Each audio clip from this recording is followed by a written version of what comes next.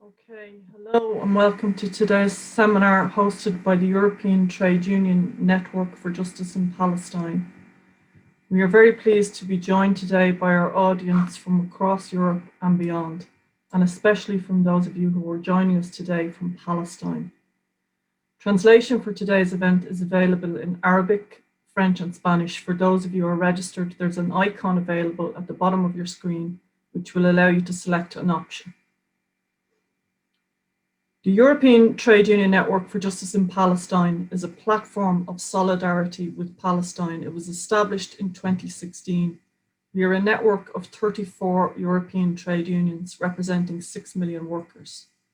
We are committed to challenging European governments and the EU's complicity with the Israeli state. You can find out more about our network at www.etun/palestine.org or on our Facebook page. The link is in the chat there for those of you who are with us. And if your union is not a member of the ETUN, please talk to them and try to convince them to join us. The subject of today's webinar and discussion is how do public services survive under occupation? A view from Palestine in times of COVID. Quality public services are essential to a country's economic development and prosperity. They extend opportunities, strengthen communities, protect the vulnerable, and improve everyone's quality of life. They reduce poverty and inequality and are democratically accountable to the population. Quality public services are public goods which underpin human rights. But how can essential public services survive in the context of a 54-year occupation which has denied Palestinian rights and the prospect of a viable Palestinian economy? To discuss this today and other issues, we are joined by Penny Clarke, who is the Deputy General Secretary of the European Federation of Public Service Unions. From Gaza, by Dr. Salama Zaiter, the President of the General Trade Union of Health Workers, also by Feras Njoom of the General Union of Palestinian Teachers, and by Michael Lynk, the UN Special Rapporteur on the situation of human rights in Palestine's occupied territories. After we hear from our guests today, we will open up to the audience for some questions for approximately 25 minutes.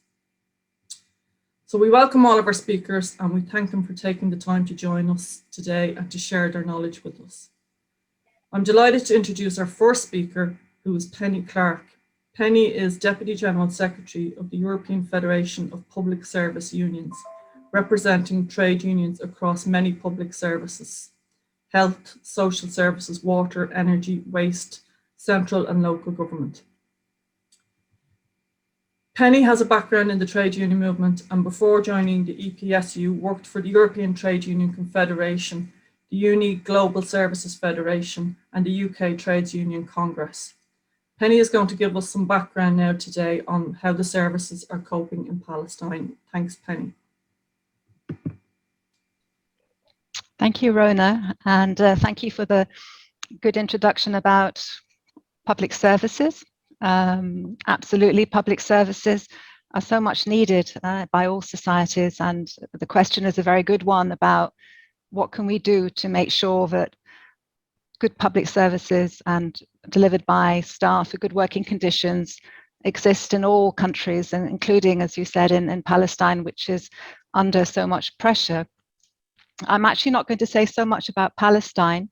I look forward very much to having the update from the colleagues from the region and other people participating.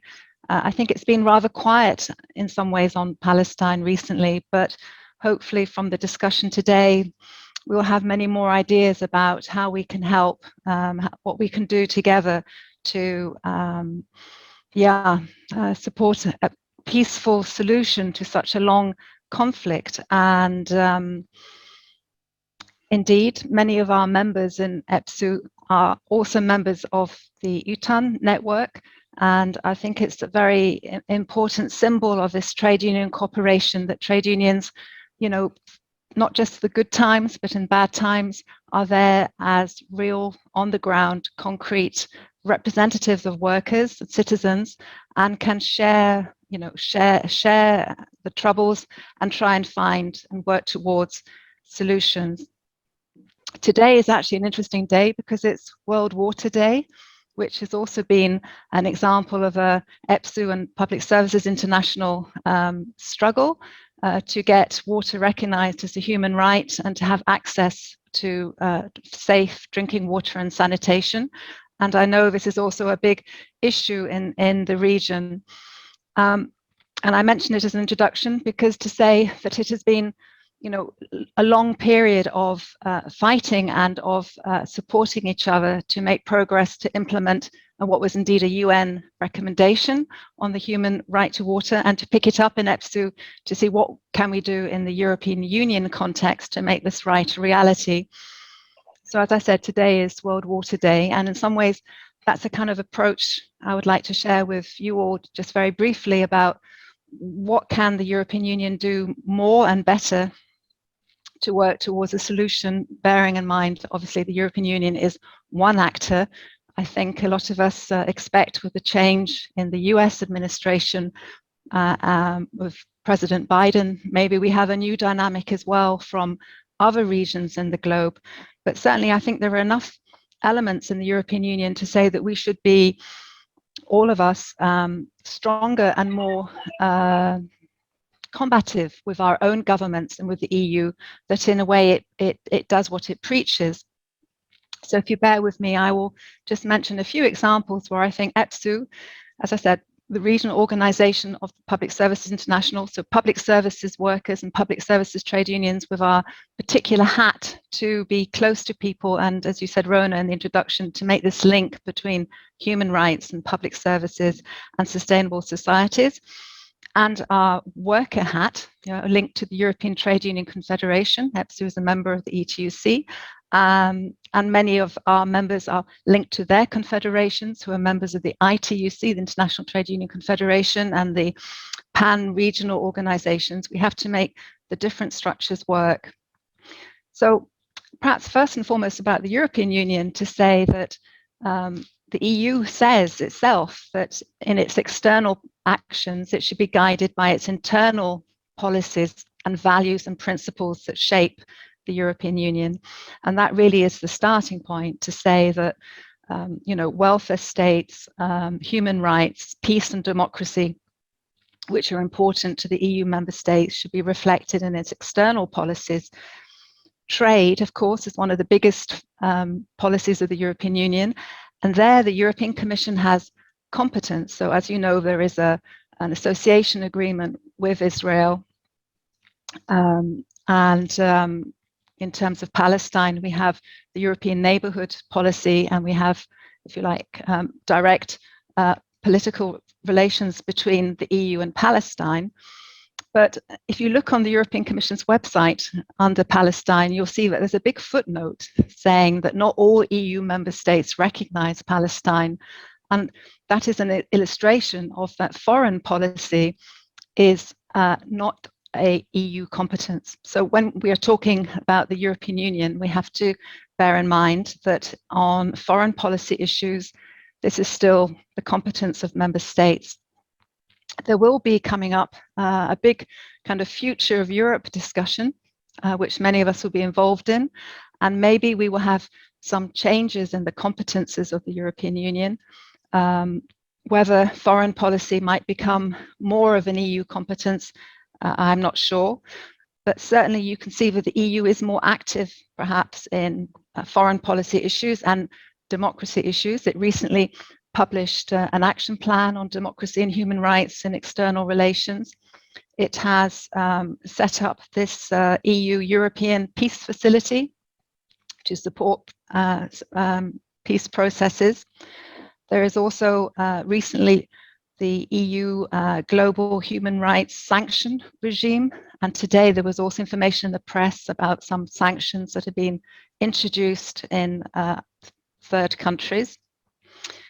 And we have a number of internal policy developments which could be helpful. The EU is talking about due diligence, global supply chains, putting more responsibilities on companies to check risks, to monitor their human rights impacts. And all of this, I think, in a situation of the Palestine-Israel conflict is certainly elements which can be used to put more pressure for a peaceful solution. And lastly, I would say that in EPSU, I think, and also PSI, we've still always been with the opinion that we're working towards, or the UN is working towards, a two-state solution. And as I said, I think this seemed to drop off the table with the last US administration. Whether it's back on the table would be very interesting to hear. Certainly, the European Union has been very critical of the settlements, the development of the settlements. Although again, you'll see that it's mainly the Commission who's been making critical statements, and within the EU there are still different positions in the member states. So I think this idea of having coordinated action at different levels is very important, that it's not just the Commission and the EU, but it's also our governments, or all our governments. By way of introduction, I hope that's okay. I didn't want to speak too long. And as I said, I'm very pleased to be able to listen to the experts that we have on the current situation. Thank you. Thank you very much, Penny. It's always great when someone keeps within their time, makes it flow much better for everybody. Thanks a million. If people have questions for Penny, they can put them in the chat and we'll try and get to some of them later on. What we're going to do now is we're going to play a recording that we made a few days ago with Dr. Salama, who was speaking to us from Gaza, where, as you're probably aware, electricity and internet access are unstable. And he is with us live today, but we took a decision to record his contribution just in case we had any technical issues, because what he has to say, his contribution is really very important, and we didn't want to take any risk that people would miss that. So just by way of introduction, Dr. Salama Abu Zaiter is a professor of sociology and human development. He's the chair of the General Syndicate of Workers in the Health Services and a member of the executive of the Palestinian General Federation of Trade Unions. So we'll play that video for you now. مساء الخير للجميع. يعني سيد مارك، سيدة رونا العزيزة نجوى، العزيز الحضور، السادة المشاركين في هذه الندوة، السيد مايكل لينك المقرر الخاص للأمم المتحدة بشأن الأراضي الفلسطينية المحتلة، والسيد كلارك نائب الأمين العام Deputy Secretary General of the EPSU, and all the EPSU participants. At the outset, I would like to thank the UK National Labour Federation, and more specifically UNICEF, for this invitation, and I salute your continuous support to the Palestinian cause and the trade union movement. So let me convey to you the greetings of our people, of our workers, and the leadership of the trade union movement in Palestine, and especially the Secretary General Shaher The Palestinian people still suffers from occupation as it tightens its grip on all the aspects of life, and as it continues to besiege the Palestinian territories and insists on the racial policies and racial segregation, while attempting to stifle the Palestinian identity, Judaism, and seize Palestinian land, and declare Jerusalem as its capital. This poses a threat to social peace and stability, to the management of the daily life in Palestine, and to the political future in the region. In this paper, I shall address the impact of the occupation on the health sector and the rights of its workers, and the main issues that we face. ومهامها المناطة وظيفيا لخدمة المجتمع في ظل الظروف والمتغيرات واستمرار سياسة الاحتلال. أولاً آثار سياسة الاحتلال على الرعاية الصحية. إن المتغيرات والمستجدات الوبائية أثبتت هشاشة المؤسسات الصحية الفلسطينية وكشفت عن ضعف القدرات والإمكانيات ومحدودية المصادر وانخفاض أعداد العاملين في القطاع الصحي مقارنة بالمستهدفين. بالإضافة لحاجتهم لتطوير القدرات والمهارات كاستجابة طبيعية للتداعيات كورونا، بالإضافة لمواجهة سياسة الاحتلال الإسرائيلي وعدوانه revealed their need for capacity and skill development to respond to the implications of the pandemic in addition to their usual response to policy and aggressions of the Israeli occupying forces and the consequences of all that on public health. As we analyze the Palestinian reality, most studies that have analyzed the causes of the vulnerability of the healthcare system in Palestine have agreed that the main factor that contributed to it was the practices of the occupying forces against the Palestinian people, the undermining of the Palestinian infrastructure, and the hampering of the development of the healthcare institutions. The Israeli blockade, the control of the crossings, as well as the checkpoints that are spread all over the Palestinian provinces and cities, the measures adopted by the occupying forces and the restrictions imposed on the healthcare and medical imports have greatly affected the quality of the medical services that are available for citizens and patients in Palestine. For instance, Israel has only allowed the healthcare sector in Palestine to import a limited quantity of food and other basic commodities.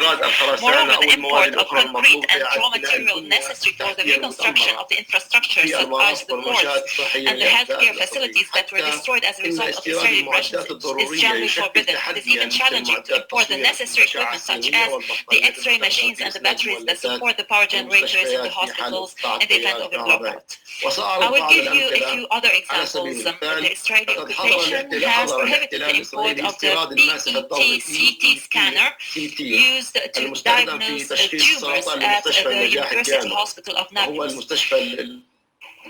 It is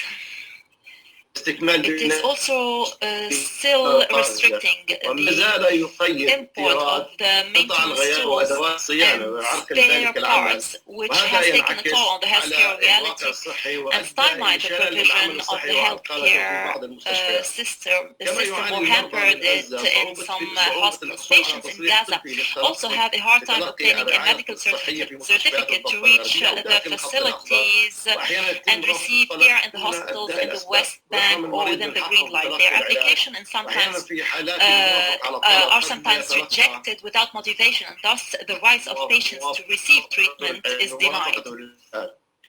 Furthermore, ambulances are also subjected to restrictions of movement. Many patients have died due to such Palestinian territories and bordering areas in defiance of the provisions of the international humanitarian law in terms of protection for the healthcare staff institutions in conflict zones. The international community has failed to put an end to such aggressions. This issue was brought back to the limelight due to a few famous cases such as the death of paramedic Razan Najjar and the injury of the Canadian physician of Palestinian descent Tariq Lubani, who was shot by the Israeli forces at the border, in addition to the death of the medic who provided the injured physician with first aid care, Musa Abu Hassanain, a violator as he was shot during the return demonstration. Hospitals are the constant target of attacks, as it was the case with the blast of the Al-Aqsa Martyr Hospital during the 2014 war. The medical staff also face difficulties in moving between Palestinian provinces, as the Israelis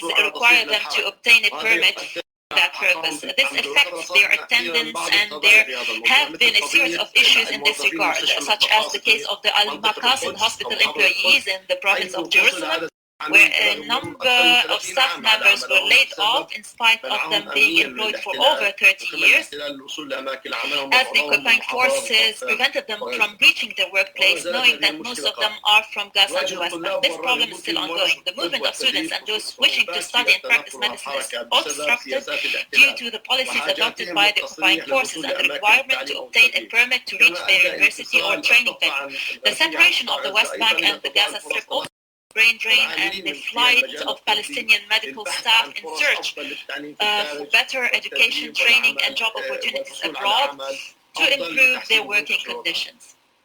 The reports of the Palestinian government and the General Federation of Trade Unions and the General Trade Union of Workers in the healthcare sector indicate that workers are being exploited, especially at the beginning of the coronavirus outbreak.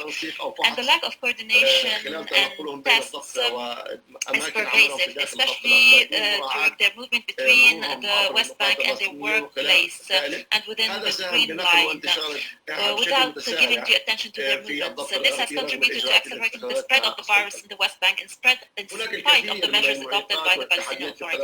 Many are the obstacles and challenges arising from the occupation and the related practices and hampering the provision of healthcare services. This requires international intervention to pressure the occupying forces into putting an end to these practices and policies that undermine the right of healthcare and obstruct the development of services and protection of the medical staff in bordering and conflict areas and the line of duty. In spite of these challenges and impediments, the healthcare sector continues to function in difficult circumstances while trying to improve the services and programs it offers to patients by relying on the efforts of its staff. Let me therefore tackle the issue of the rights of workers and employees in the healthcare sector. In the midst of the coronavirus pandemic and with the exponential increase in the number of cases and the growing challenges and burdens borne by the medical staff in Palestine, the problems grew more complicated and complex, thus exceeding the capacities of the healthcare system and its workers.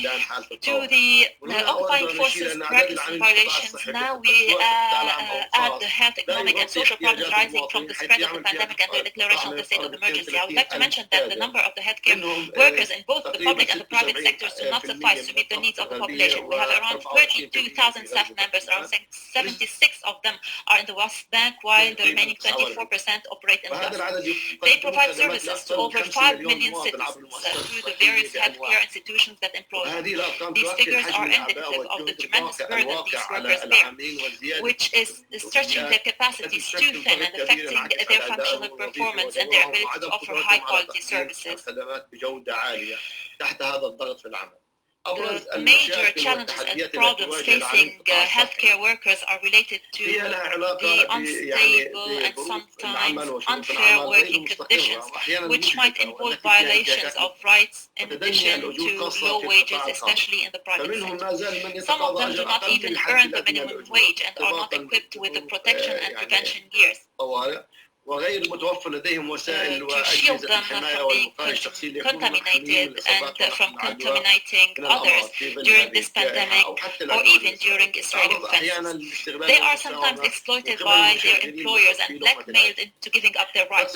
Our trade union has registered a number of violations and detected cases in which the law was breached in terms of wage cuts and unpaid increase in working hours. The lack of commodities, capabilities, drugs and equipment in hospitals and medical centers add to the problem.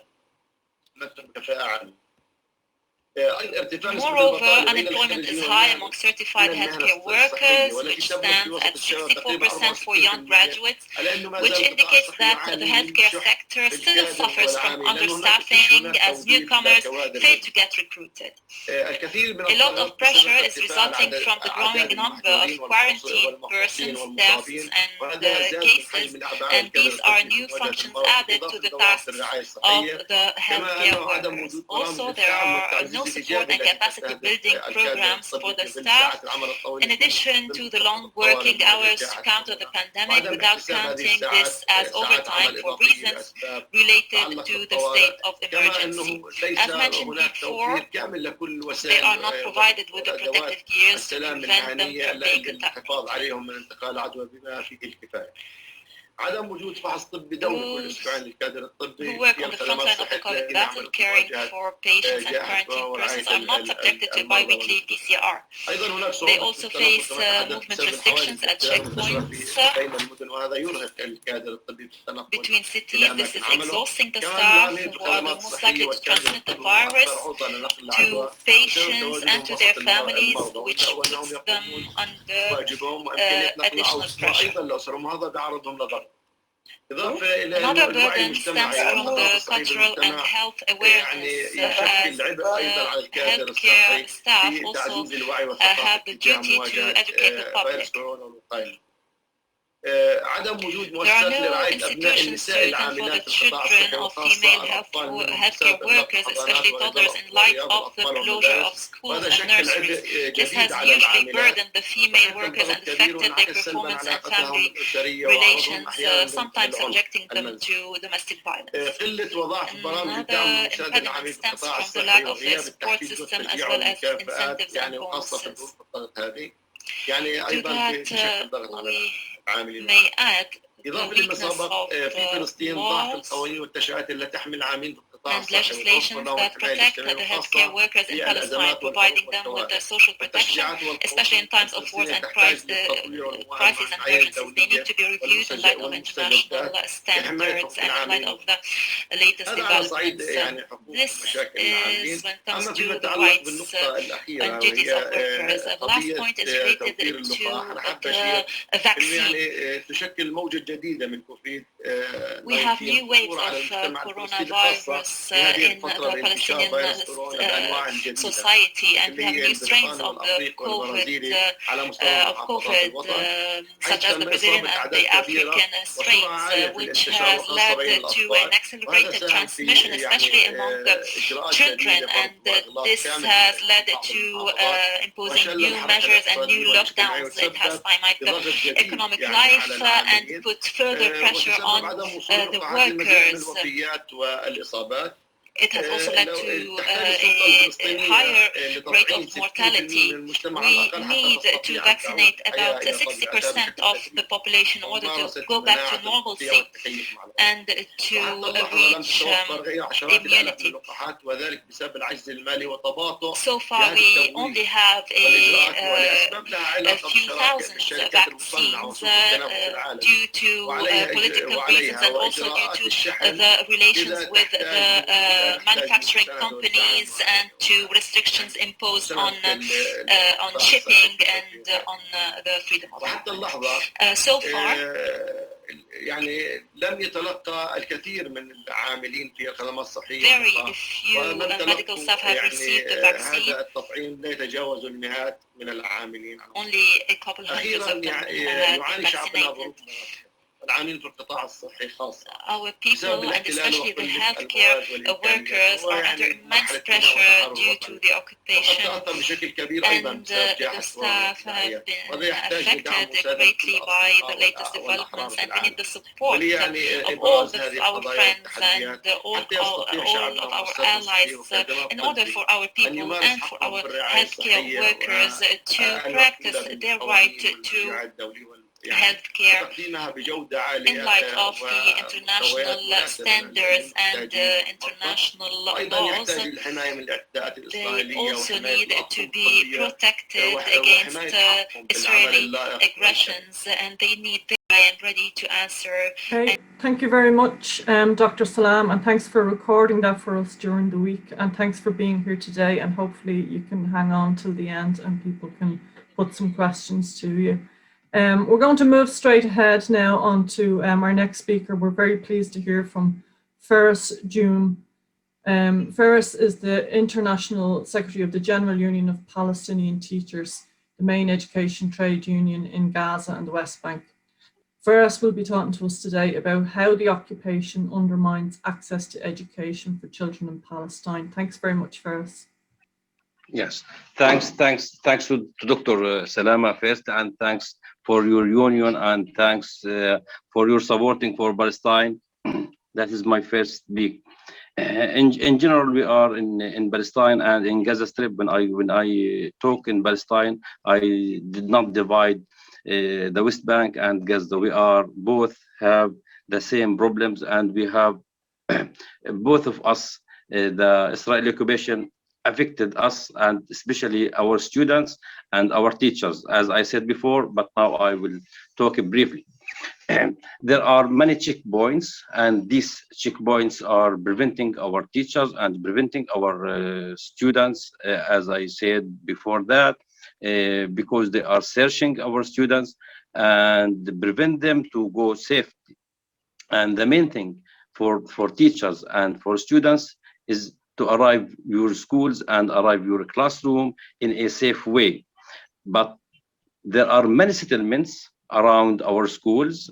They are sometimes the soldiers attacked schools and arrested a lot of teachers, and they have arrested many students.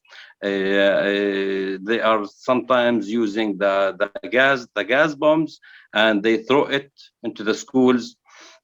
Also, they are searching our students before they are going to school. They are searching their bags, their books. If they find something, sometimes they are searching their food, their lunch food. The students, he will take this food to eat.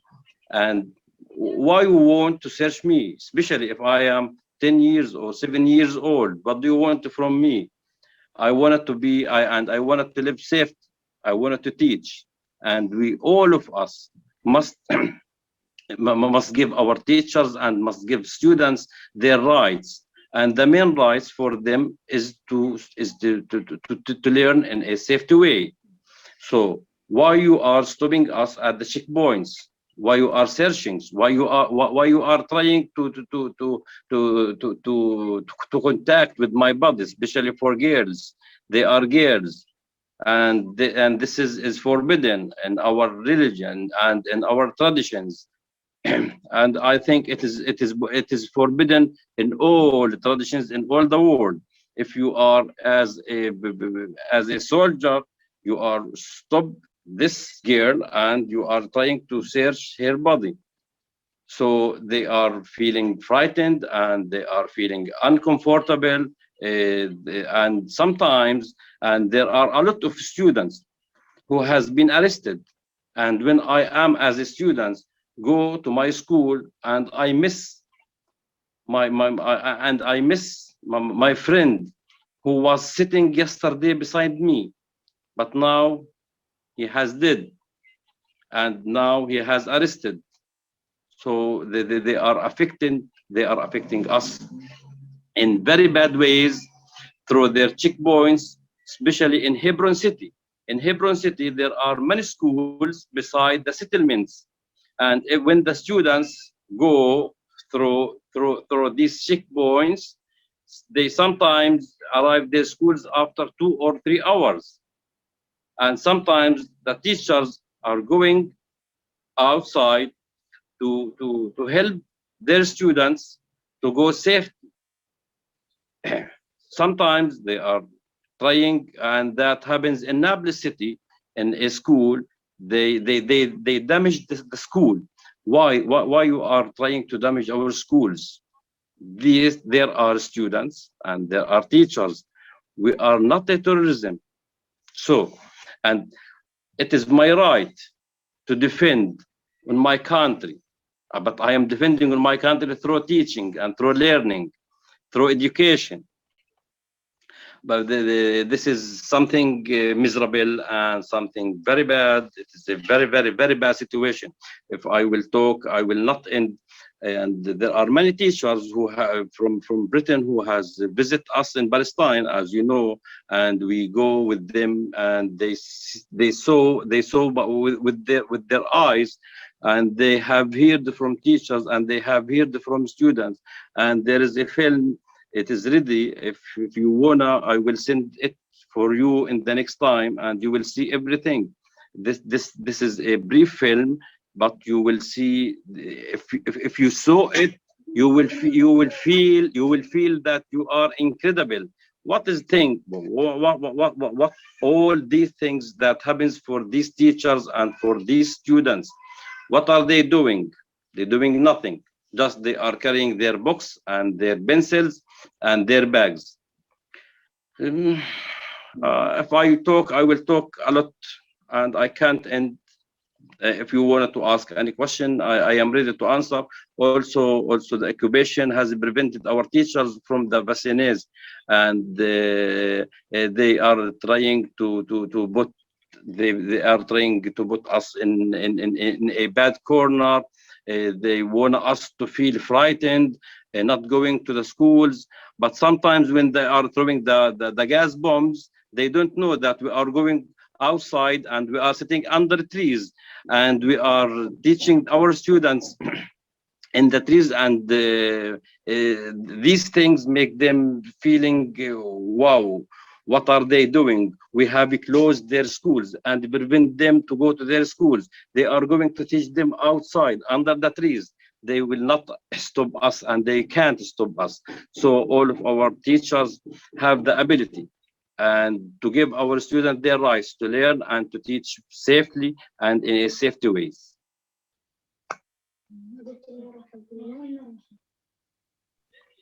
Thank you so much, Feras. That was very, I suppose, uncomfortable for people to hear. You know, when somebody attacks a nation's children or children in any community, it's designed to demoralize. And it's brilliant to hear how determined your union and teachers are. Without any further ado, we'll move on to our final guest, who is Professor Michael Lynk.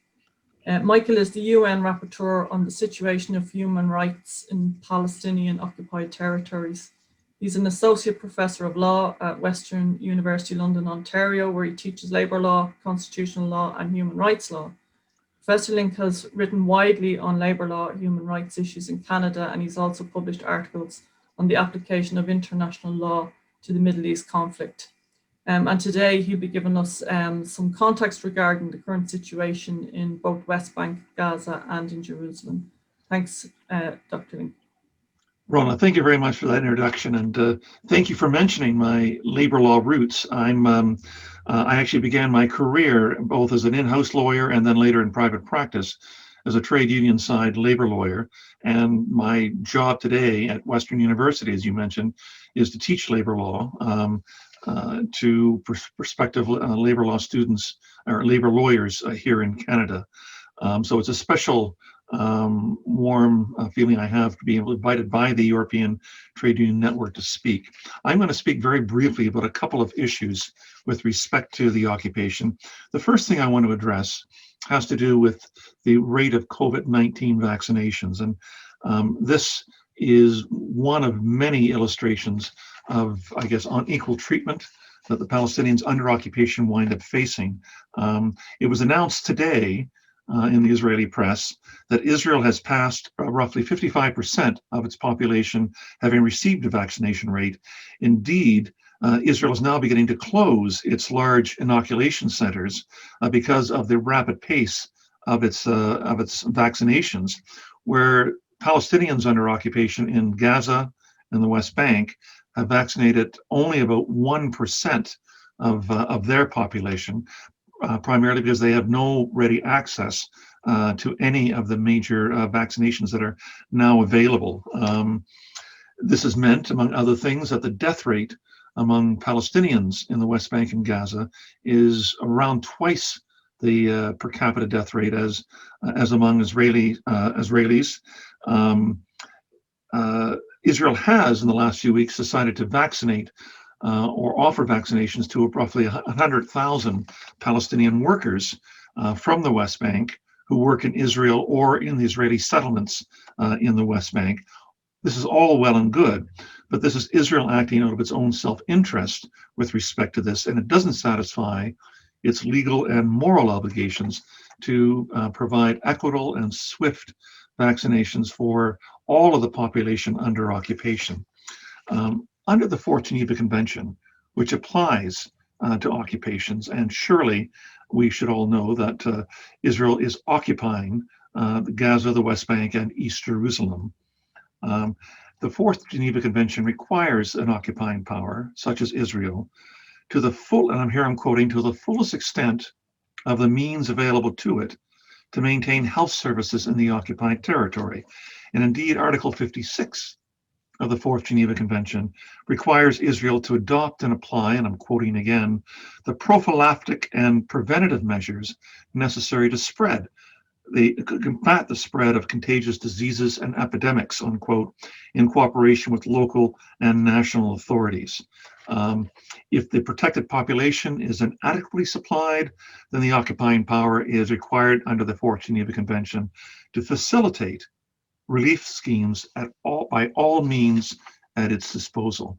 Now, some Israelis commentators have justified the differential treatment between the Israeli population and the Palestinian population under occupation on the grounds that the 1995 Israeli-Palestinian ETUN agreement, which is an integral part of the Oslo Accords, provides that the Palestinian Authority would assume the responsibility for healthcare in the Palestinian Authority, including for vaccinations.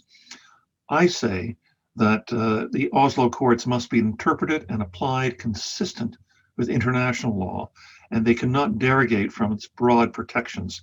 The ultimate responsibility for healthcare services in East Jerusalem, the West Bank, and Gaza rests with the occupying power until the occupation is fully and finally ended.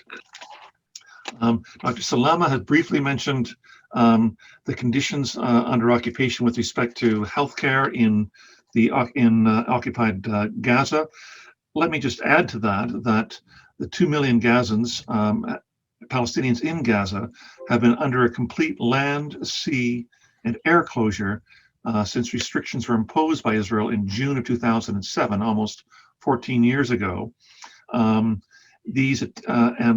what has occurred has been the pounding of the Gazan economy back into the Stone Age. There was a comprehensive report released by the UN Conference on Trade and Development, UNCTAD, in December 2020, with respect to the impact of the Israeli occupation on the Palestinian economy. And it said that between 2007 and 2017, poverty rates rose from 40% of the population to 56% of the population, and the poverty gap increased in Gaza from 14% to 20%. And as such, the minimum annual cost of raising the entire population just to the poverty level wound up quadrupling under those conditions. And what they called for, which is issues I've called for in my various reports, is to completely end the closures and restrictions in Gaza, which amount, in my view, and in the view of the last two Secretary Generals, to collective punishment, which is a forbidden tactic by an occupying power to use under the Fourth Geneva Convention. Israel should be allowing the 2 million people in Gaza to be able to move freely and to be able to trade freely with the rest of the occupied territory, as well as to the outside world. Some of the consequences of this occupation in Gaza have meant a severe electrical crisis in power, with a dilapidated power plant, with most of the power having to be shipped in either through Egypt or from Israel. But it's meant having power blackouts every day for around 12 to 14 hours a day. At its height of its crisis 2 and 3 years ago, Gazans were receiving on average only about 4 hours of power each day, meaning that critical services such as hospitals had to rely on diesel power. I also want to briefly comment on the situation of the occupation with respect to public services in East Jerusalem. There are a number of neighborhoods in occupied East Jerusalem, specifically Ras Hamas, Ras Shahadi, the Shufat refugee camp, and a part of the Palestinian neighborhood known as Anata. These residents in East Jerusalem are within the annexed East Jerusalem. They're considered to be residents of East Jerusalem, but not citizens of Israel. These residents wind up paying taxes to the city of Jerusalem, but receive almost no services. Sewage runs throughout the streets. Roads are unpaved and blockaded.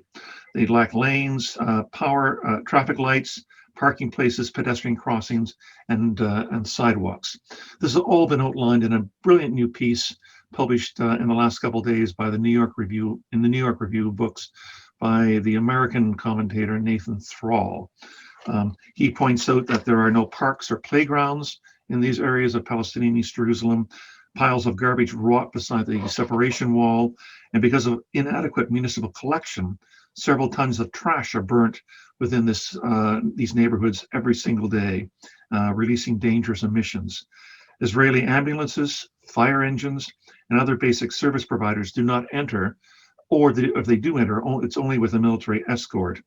And in terms of the Shufat refugee camp, he noted that the infrastructure of the camp and its surrounding neighborhood is collapsing. Power outages are frequent. In 2014, tens of thousands of the residents were left without any water for several weeks. The area is so neglected, he said, that Israel does not know how many people inhabit it. The Association for Civil Rights in Israel has estimated that around half of this enclave that is within the municipal Jerusalem had about 80,000 residents in 2019, which is about a quarter of Jerusalem's Palestinian population. They live within a municipal area of less than half a square mile, which is more than double the population density of Manhattan, in a concrete jungle of dilapidated, unplanned, and unregulated buildings. And in terms of social services, and in terms of wanting to try to control the Palestinian population, to see if there are efforts to try to reduce the number of Palestinians living in Jerusalem, Nathan Thrall has pointed out there are three levers that the Jerusalem municipality has used. One has been housing policy, and he notes that since 1967, the Israeli government has initiated the planning and construction of more than 55,000 housing units in East Jerusalem for its Jewish settlements, whose residents now make out about a quarter of the city's overall population.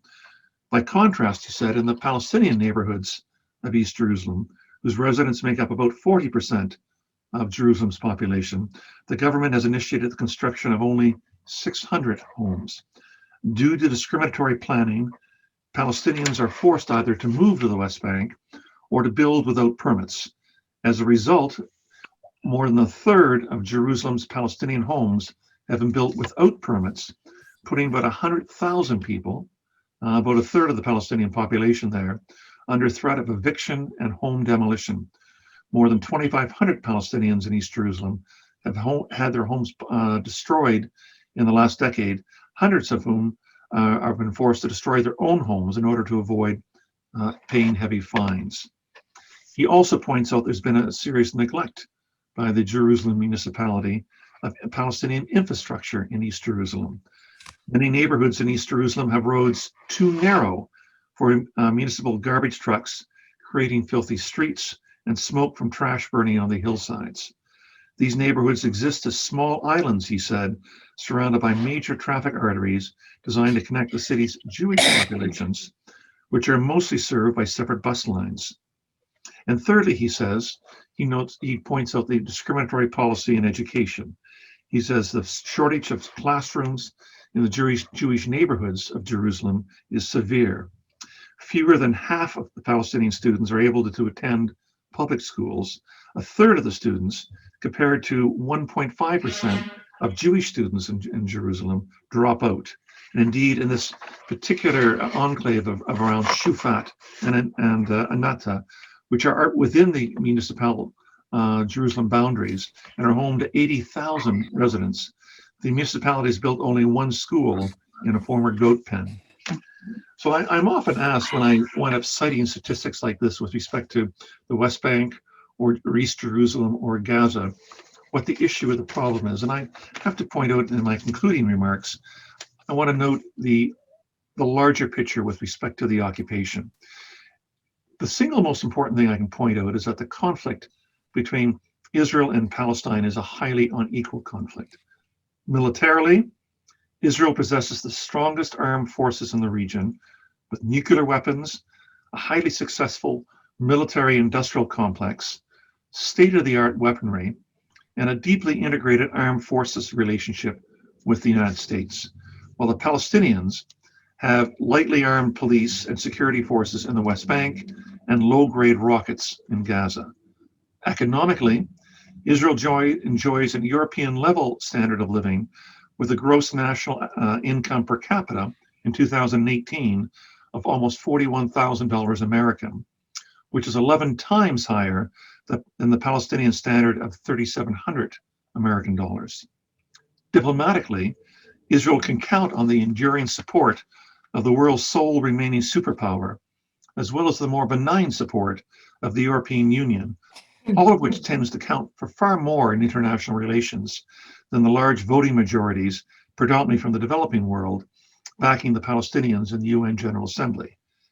Territorially, Israel is the overwhelmingly dominant power between the Mediterranean Sea and the Jordan River, controlling directly over 90% of that territory, with the Palestinians possessing only municipal-like authority within confined and fragmented patches of land amounting to less than 10% of Mandate Palestine.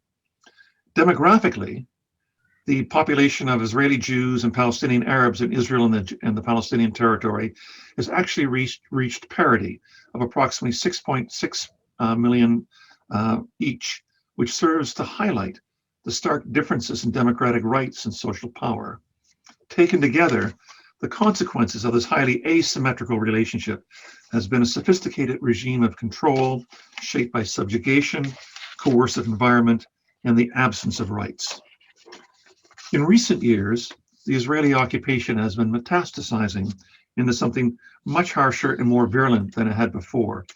the permanent alien rule of one people over another, encased in an entrenched two-tier system of unequal laws and political rights, segregated communities, separate networks of roads, and the asymmetrical access to property, social and employment rights based entirely on nationality and ethnicity. Legal scholars, including many Israeli academics, have pointed out that under international law, an occupation must be short-term and temporary. It must be strictly conducted in the best interests of the population under occupation. It must be the land must be returned in its entirety back to the people under occupation as soon as reasonably possible.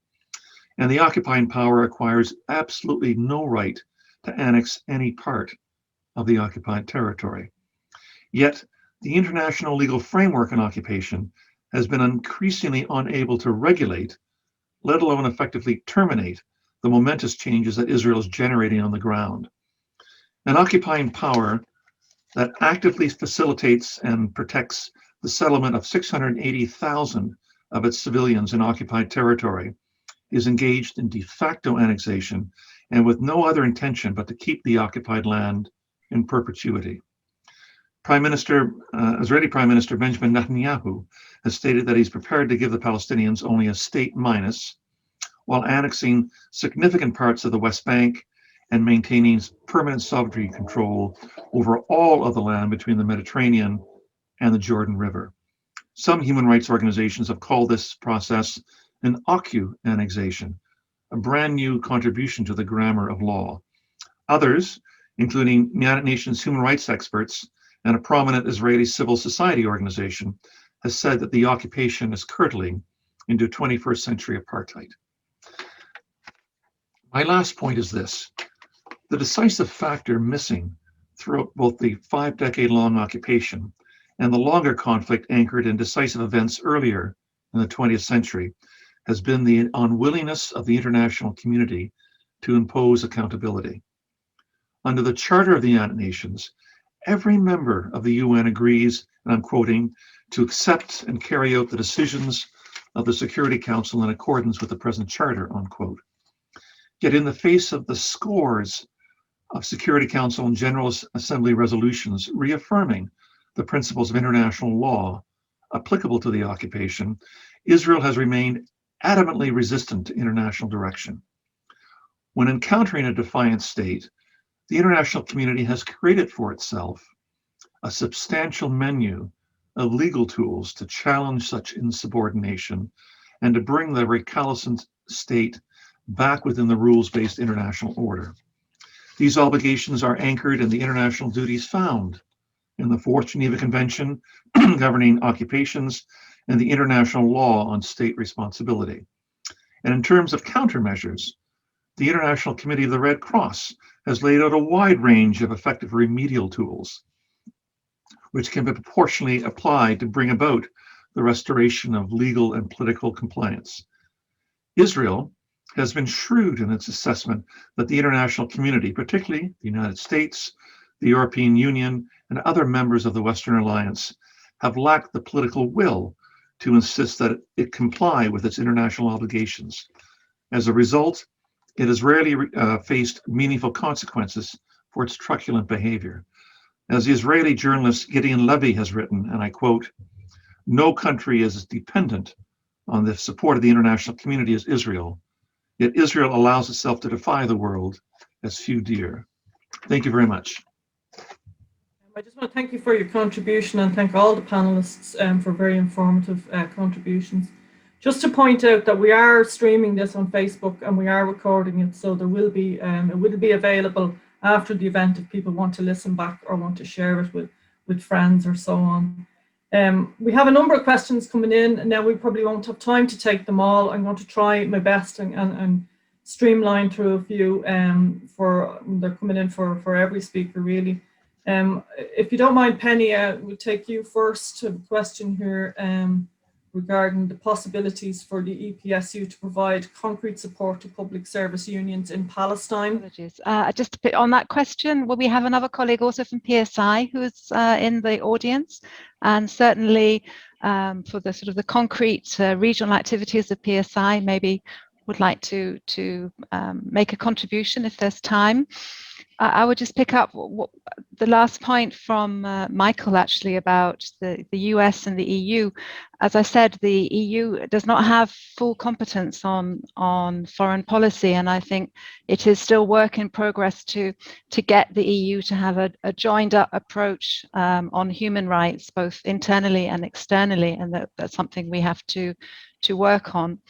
I wanted also just quickly to mention on the COVID and on the healthcare. I mean, absolutely, I think a lot of the comments have been mentioned we can use to put more pressure on Israel regarding access to healthcare, access to vaccines. And with PSI, perhaps you'll all be interested to know we are working very hard to get a waiver in the TRIPS agreement, the trade-related intellectual property rights agreement of the WTO, so that we could actually speed up the production and distribution of COVID vaccines and all the medical supplies that are needed.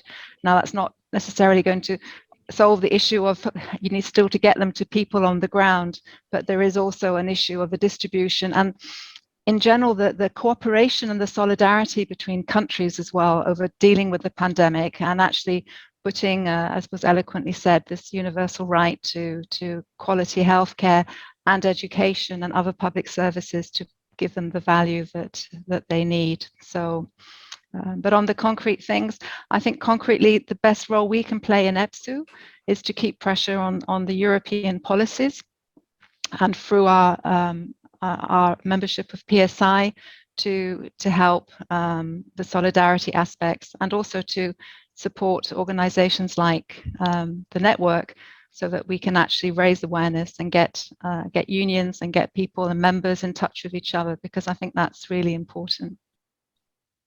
It certainly is. Thanks very much, Penny. Feras, if I could ask you, there's a question coming in for you in particular, and they want to know, do you see any allies within Israel to support your activities? No. They don't support any activities from us. You are asking about Israeli as an alliance for us? Israel, yeah. Any support coming from any groups in Israel that support you? No. I am talking about the education, okay? Not in general. No, about education, no. They don't support us.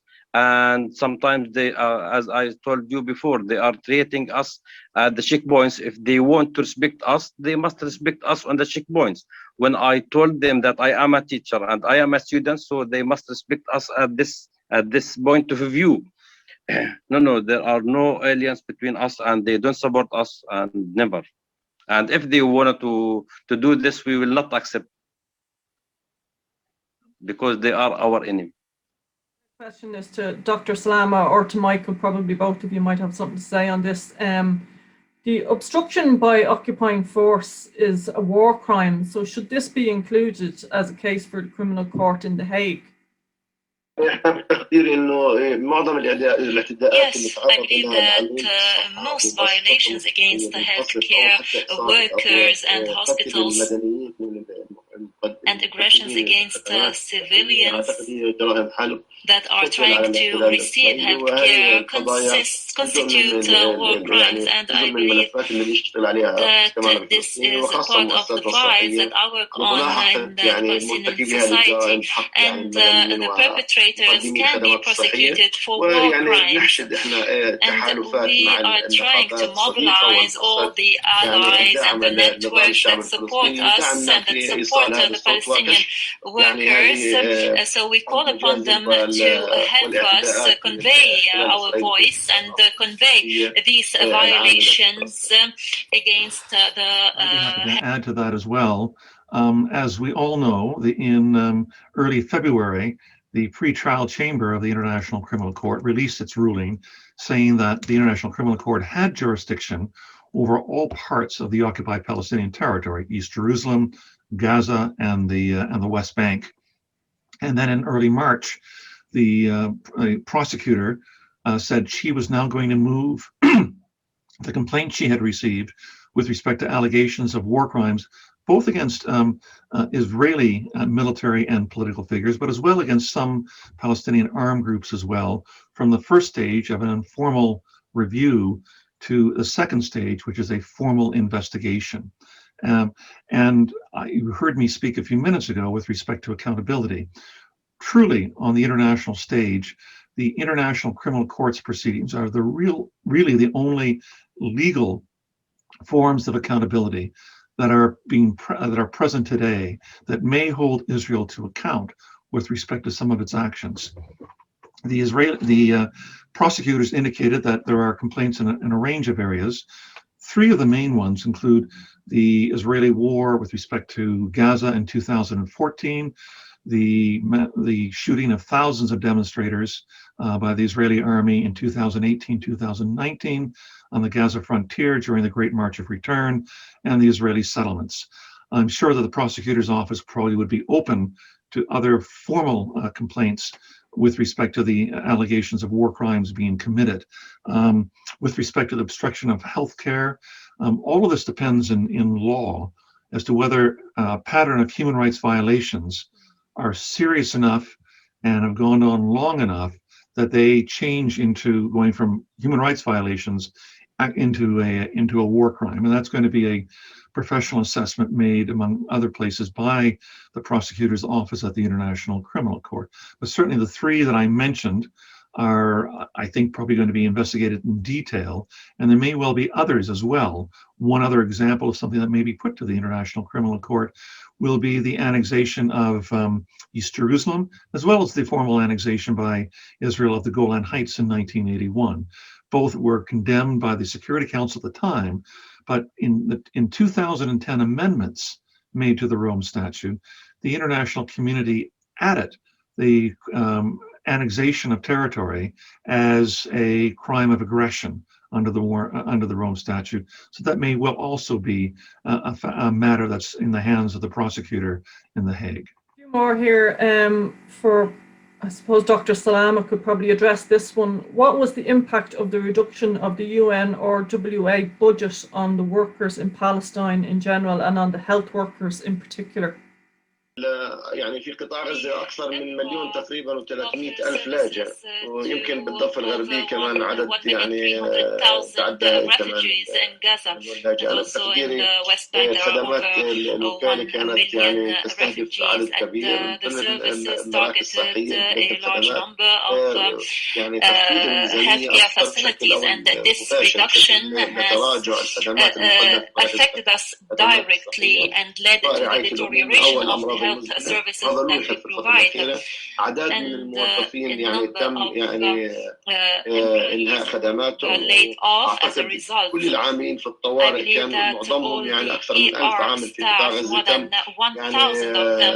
يعني حالتهم أو إنهاء خدماتهم، لكن تم إعادة النظر تشغيلهم ضمن نظام العقود أو ساعات العمل، توظيف جدد في مجال الصحة أعتقد من 3 سنوات الشهرية في القطاع الصحي، وهذا نتيجة يعني انخفاض ميزانية الهيئة المتحدة للأنوروا، اللي أنا بتقديري يعني شكل عبء جديد على اللاجئين متلقي خدمات صحية، لأن جزء كبير من اللاجئين بيعتمد على ما تقدمه مؤسسات الرعاية الصحية في الأنوروا، في الأمراض المزمنة أو رعاية الأمومة أو صحة المرأة، لأن معظمهم يعتمدوا على يعني هذه المراكز. وبتقديري إنه هذا محتاج أيضا وقت وفصل تطبع عليه، وخاصة يعني بعد القرارات الأمريكية وقت دعم الأنوروا، وحتى يعني بالضغط على بعض الدول بعدم دعم الأنوروا. هذا محتاج أيضا تحشيد رأي لإعادة النظر في دعم الأنوروا. We'll just take this question here, particularly I think for Feras, as somebody in the audience is asking, what concrete actions can be taken by teachers' unions across Europe, I suppose, and internationally, to effectively help the education and the schools and the teachers in Palestine? Okay, I can't hear you. Could you repeat it again? Somebody in the audience wants to know what actions can be taken by trade unionists and teachers across Europe and across the world to help the teachers in Palestine and help the education system there. we want a message to send for the occupation and for the settlements, and especially for the settlements which is besides and around our schools. Just we want them to respect us as a teachers, because I am a human, and to respect our and not to arrested our students, and not to go into our schools, and not to throw gas bombs, and not to close our schools doors. We want our school doors to be opened all the day, not to close it.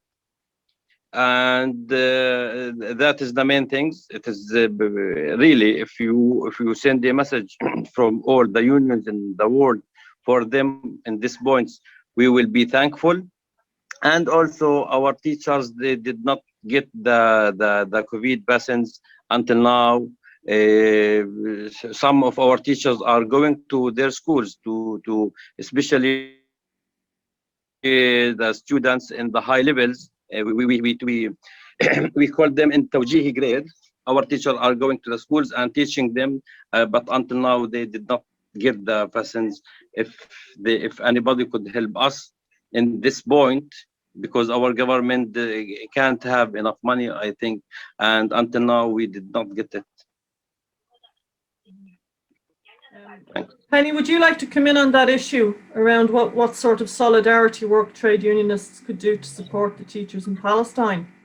Well, you know, the trade unions are well organized in the different sectors. We have a strong teaching federation as well, ETUCE in Europe, a member of the European International, and PSI also has a good cooperation with other public sector, public service unions. So I think we are at the constituency where we can discuss concrete actions, certainly. But I also think that we need desperately to have a new dynamic for a peaceful solution, because I can see that, well, Michael said, no, that the scales are very imbalanced, and absolutely. But if there is no dynamic to have some kind of dialogue towards restarting negotiations for peace, then all our best efforts are going to be very difficult. And I think there's been some good suggestions also with the ICC how to increase the pressure. Absolutely. In general, I would say that we have in many countries, unfortunately, you know, serious back movements regarding human rights and democracy. And to name just a couple today, we see that the Turkish government is unilaterally pulling out of the Istanbul Convention, which is really important to protect women and gender equality and violence. We see also in Russia, you know, a lot of very serious moves. This is not to downplay anything, but to say that we have also in the trade union movement and in the if you like the governance institutions, the United Nations, the ILO, we have a lot of issues about how to move in a better direction regarding democracy and human rights, and democracy in all its forms, economic democracy, environmental democracy, and not just political democracy. So we are facing very tough times, and we need to, I think, to pull all our weight together to keep up the pressure.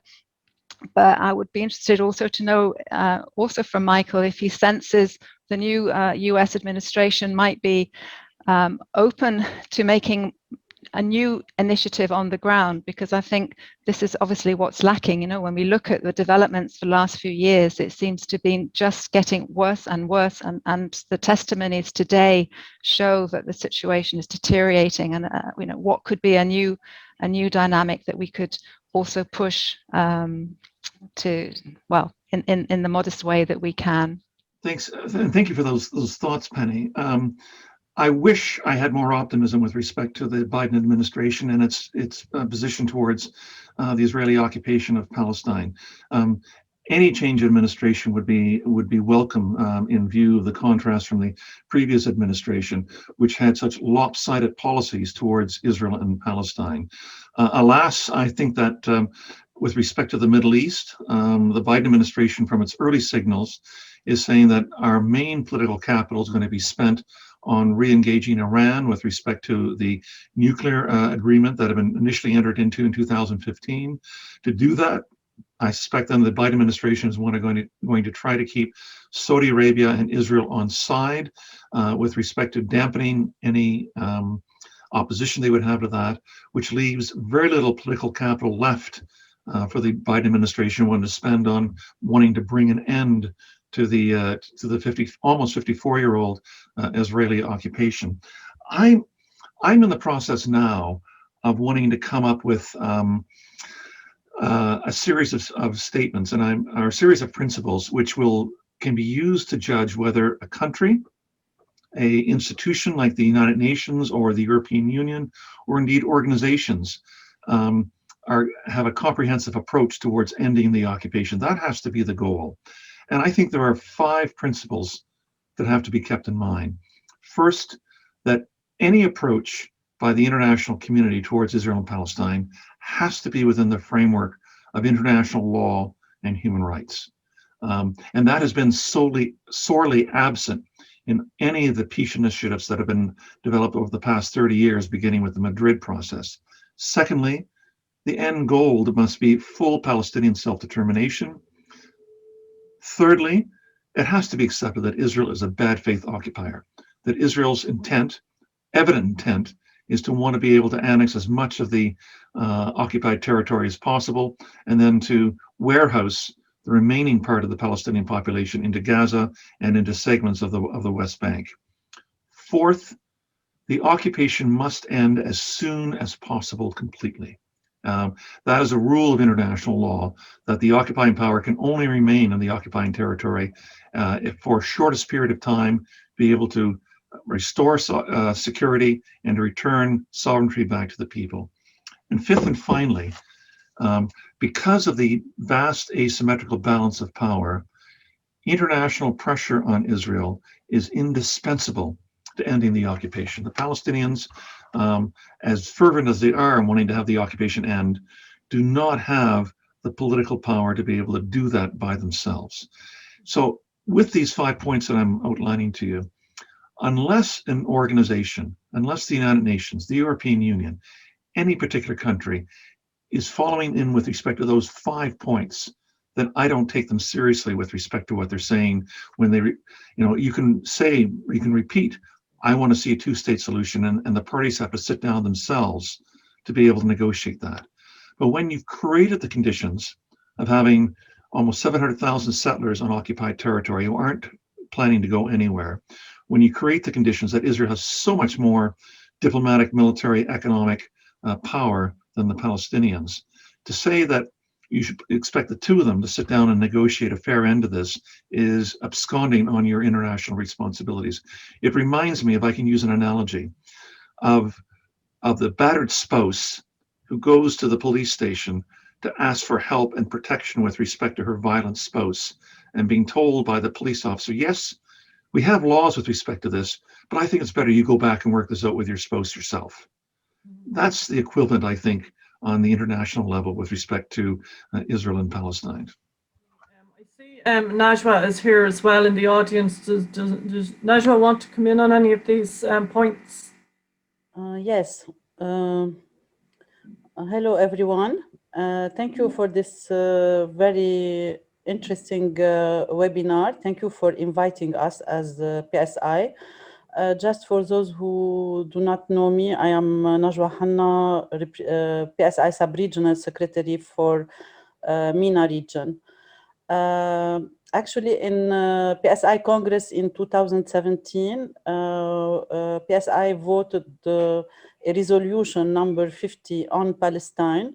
It consists on the respect of the 2-state solution for Palestinian people. That, however, had been, not respected by the previous US administration. This resolution aim mainly at providing quality public services for workers in Palestine. and to access to quality public services, as well as to respect the right of workers in Palestine within the Green Line and in all the strips in the West Bank as well as in Gaza. Of course, there is a lot of solutions that we proposed, carrying out a mission to find the reality in Palestine. However, it has been delayed because of the health crisis that occurred in 2020. Hopefully this year we will be able to do the mission, as well as maybe in the beginning of 2022.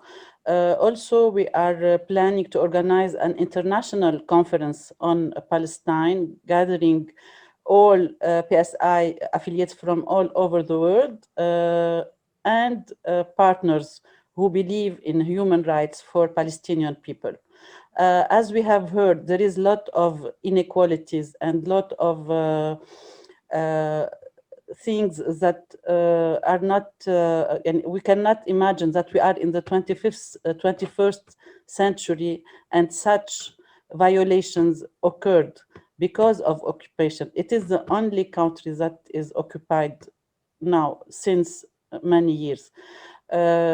So PSI is committed to defend the rights of Palestinians to have a state, to choose their own capital, and to provide quality public services for all Palestinian workers, as well as respect the human rights of workers in Palestine. Thank you. Very much, Najwa, and hopefully that international conference can take place as soon as is safe. I think that would be a great way to coordinate all our efforts. We just have time for maybe one more question. And Penny had mentioned earlier that it was International World Water Day. So one of our audience is asking, what impact does the occupation have on access to water in the West Bank and Gaza, and how does this affect other public services? So Penny, would you like to address it first? No? Maybe better to hear from our colleagues in Palestine. But I know water is a much sought after resource, and it is very, what the latest situation is, I don't know. But certainly we need to make sure public water is in public hands and can serve people first. Perhaps Salama or Feras would like to come in. Michael, do you want to come in? Go ahead. I'll come in very quickly, because I really want to do hear from them, but I just wanted to point out that our report has just been released in the last couple of days with respect to water. And it said that in the Gaza Strip, only 4% of households in the Gaza Strip have access to safe water. And that's because the underlying coastal aquifer beneath the Gaza Strip has been contaminated over the years through seawater and through sewage, because of the lack of power to be able to cleanse the water.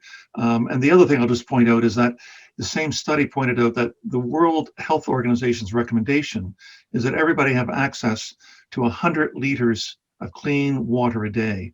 In the West Bank, the latest figure is everybody in the West Bank has access to 85 liters of clean water, where it's only 77 liters in the Gaza Strip. So around 20 to 25% below the world minimum standard recommended by the World Health Organization. Right, so a real reflection of the inequality, very basic reflection of it. And does Dr. Salama or Feras want to come in on that issue around water? Thank you for shedding light on this issue. Actually, maybe 95% of the water in Gaza is not suitable for drinking, and the border areas or the citizens in border areas are actually withdrawing this, are pumping this underground water, and they are using it inside Israel. And we have a problem of salinity as close goes to the sea, and this is a great threat for the society in Gaza and for the Palestinian society as a whole. The desalination station is not meeting the minimum requirements of the citizens, and actually this is a very important threat for the Palestinian community, and we need to shed more light on this because it menaces لعدم مقدرتها على توفير احتياجات الناس. Gaza Strip and might lead to the desertification of the Strip as basic requirements are not met. Thank you, Dr. Salama. Feras, did you want to make a point on this issue as well? First, I want to thank you on the behalf of all teachers in Palestine and on the behalf of all Palestinians here. Thanks you all for your support, and we know that your solidarity with us will not stop. And we hope, as I told before, we hope to live peacefully, and we hope to be in a safety ways. As I told before, there is nothing because I am specialized, and I will talk special about teachers and about students. This is the main point. So, as I told before, we want your support for us as teachers and as students to be in a peaceful way and to sit on the banks and to sit on the tables and to get our books. And also, if you don't know, they prevent our students in Jerusalem to get their books. They want them to get an Israeli books, and they have mislead our students because they are giving them things and they give us, and they want them to know something about the traditions of Israel, and not about the traditions about Palestine. And until now, the Jerusalem schools closed. And also teachers in Jerusalem, they did not get a high salary, and they did not get enough salary, and they did not go to their schools because they are preventing them and they are trying to control them also. And that's it. Thank you, Feras. Michael is pointing out there in the chat where that report on water has been released by the Palestinian Central Bureau of Statistics and the Palestinian Water Authority, and it's available online if people are looking for it. I think we've possibly just run out of time, really. So I just want to, unless anybody has anything that they're urgent that you need to say for the end, I just want to give a big thanks really to our panelists, to all of our panelists for giving up their time today, for Dr. Salama for giving up his time twice to help us out with this webinar, and Michael and Penny and Feras and everybody who's joined us, and particularly our interpreters who've done a hard and somewhat difficult job under the circumstances. We're very happy to have organised this debate and discussion. And we hope to organise more, and our work will continue until Israel complies with international law, with human rights, and with the rights of the Palestinian people. So again, we have a website, and we have a Facebook page that you can keep in touch with us and follow our work, and don't hesitate to get in touch with us and to bring your union, if it's not involved, closer to the European Trade Union Network, and convince them to join and to stand with us in our activities to support our brothers and sisters in Palestine. So thanks again, everybody, for listening. Thanks for asking the questions, and thanks for all of those who are supporting justice in Palestine. And we send our solidarity and our best wishes to our brothers and sisters in Palestine.